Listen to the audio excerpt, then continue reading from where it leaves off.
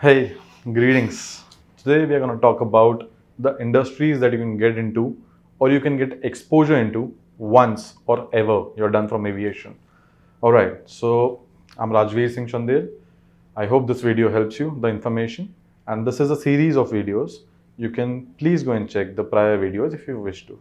Alright, so how do you get into this industry? I've explained that. What exposures this give you, what current and what efficiency you can get, I've explained that too. But then what happens if ever you feel like this, I have worked a lot, I have earned a lot, I'm done with this industry, I would like to explore now. As you think of exploring, I believe you will think of options. What options do I have?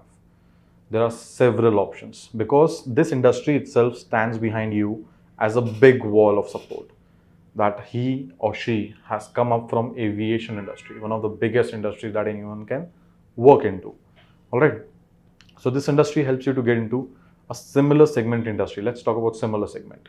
You can get into the best one that I believe is cruise. All right, cruise. I define it to you. Some of might you know what cruise is, and some of you might not. So let me help you out. Cruise is a ship that accommodates you, provides you food and services with features and functions. Like, let me give you an example. Titanic. I understand it's not that good of an example, but then there are various ships. Like there are pirates, there are Star Cruise, there are Caribbeans. There are several cruises that take you from one place to other. Like let's take an example, a domestic example, from Mumbai to Goa via ship. A ship is taking you from Mumbai to Goa. It is providing you food. It is letting you stay in it. There's a pool, there's a casino, there's everything that you can hope of. That is a cruise that helps you to get to another one place to another place, and it charges you a certain amount, like hotel on ship or hotel on water. You can think of it as that. That is a big career because you'll work there for 6 months and then 3 months you can take rest, or you'll work there for 8 months, then the rest of the period you can take rest, and they pay extensively. All right, you can do any of this after you're done from your screening examination. The certification is done, you're clear with the screeners, you can get into this industry. Or another option that I can give you is 5-star, 7-star properties, hospitality hotels. Hospitality, alright, I'll explain it in a short term. Hospitality is hotels and corporate commercials that provide customer service comes under hospitality.